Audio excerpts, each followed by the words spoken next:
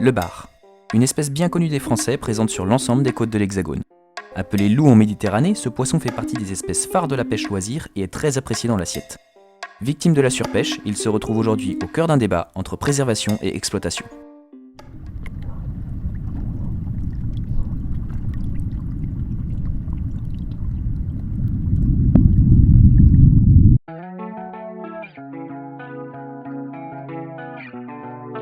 Le bar est un poisson d'eau tempérée que l'on trouve principalement le long des côtes dans des zones peu profondes entre 0 et 100 mètres. Avec une espérance de vie d'une trentaine d'années, il peut dépasser 1 mètre de long et peser une douzaine de kilos. En manche et en Atlantique, les femelles devront attendre 5 à 6 ans et mesurer une quarantaine de centimètres afin d'être matures sexuellement. Les mâles, plus précoces, sont capables de se reproduire dès 4 ans.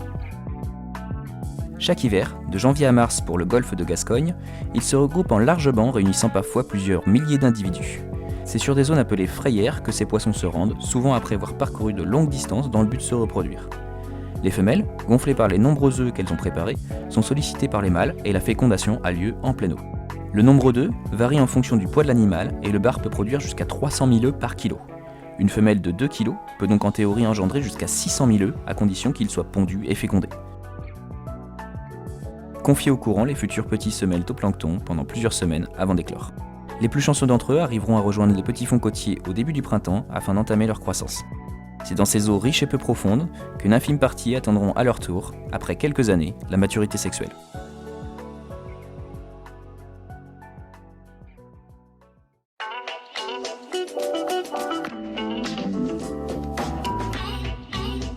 Presque systématiquement proposés sur les étals des poissonneries, les Français consomment plus de 8000 tonnes de bar frais par an. C'est une espèce pionnière en aquaculture et 55% de notre consommation provient d'élevage.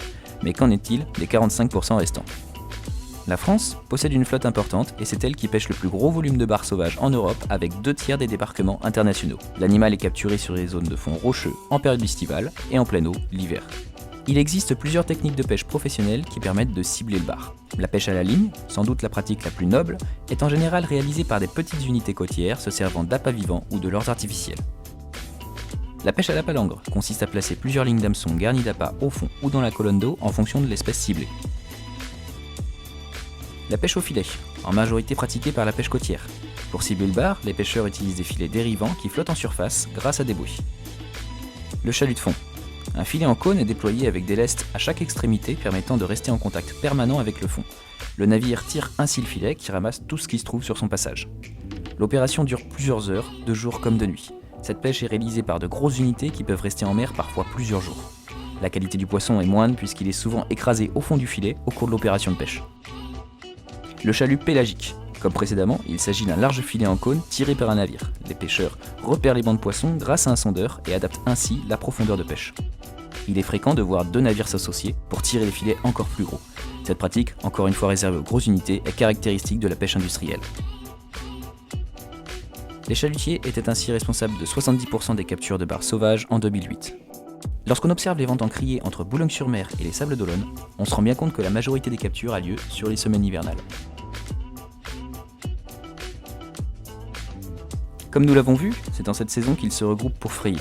Ces concentrations exceptionnelles le rendent très vulnérable et les bancs de poissons deviennent des cibles faciles pour certaines techniques de pêche comme les chaluts ou le filet. Ainsi, chaque hiver, des navires suréquipés se donnent rendez-vous sur des zones de frayère bien connues et prélèvent de grosses quantités afin d'alimenter le marché. Cette pratique d'une autre époque est pointée du doigt par les assauts de pêcheurs récréatifs qui réclament son interdiction depuis 2000.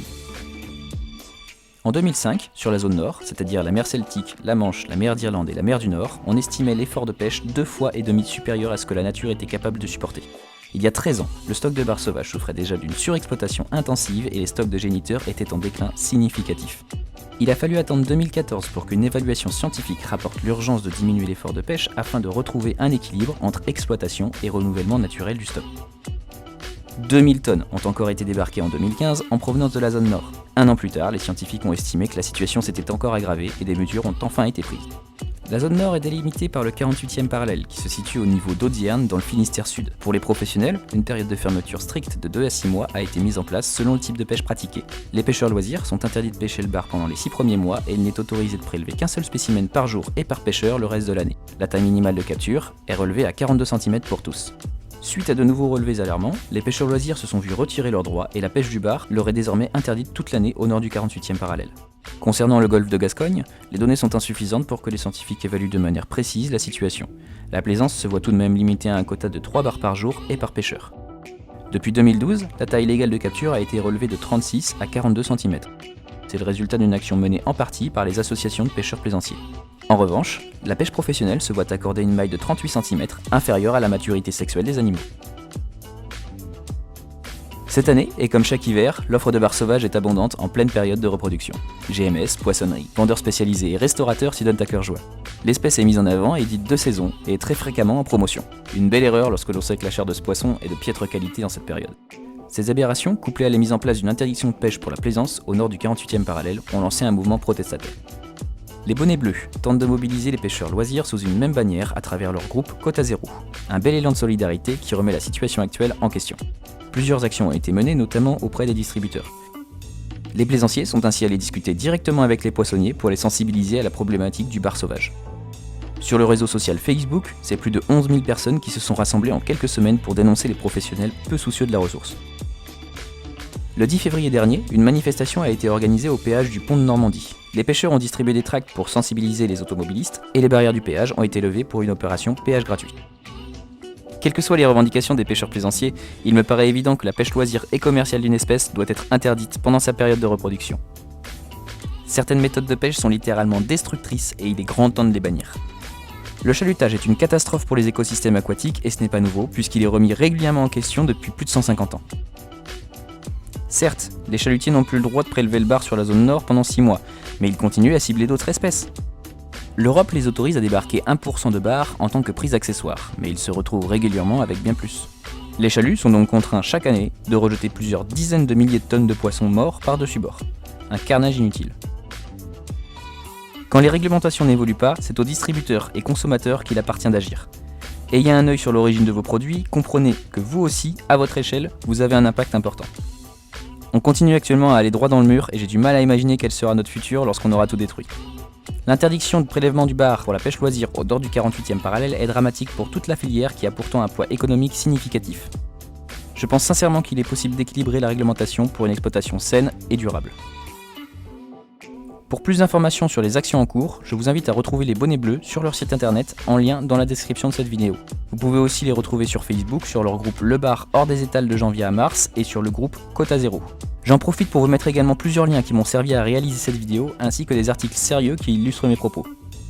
Merci à Pierre-Yves et Cyprien pour la relecture et à Mario pour ses illustrations. Un grand merci à mon ami Guillaume pour m'avoir fourni les images de pêche du bar en no-kill, à Sam pour le partage de sa rencontre avec un banc de nombreux juvéniles, et enfin un grand merci à Raphaël qui a bien voulu me fournir des images de ses étals qu'il a lui-même filmées. Je vous mets ici les liens vers leur chaîne YouTube. De mon côté, je vous dis à bientôt pour de nouvelles vidéos aquatiques.